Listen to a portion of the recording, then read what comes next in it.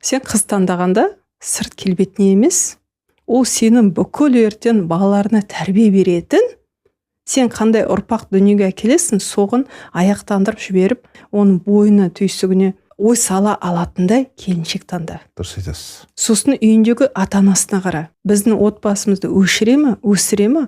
Сол бір аядай кішкентай 20-25 қызға байланысты. Дұрыс айтасыз. Сондықтан сен өзіне тек жеке жар таңдамай, барлығымызды ойла деп, мойнына үлкен жауапкершілік артып қоямын. Өткен сен жалғыз баласың, жарайды оң болсан да сол жауапкершілік.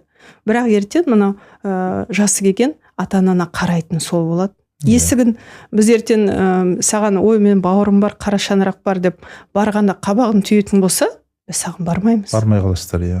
Ертең қандай жаман атты боласың, сен жақсы атты боласың, өмірін келіннің аяғынан деп бекер айтпаған ғой. Рас. Сен сондайдың барлығын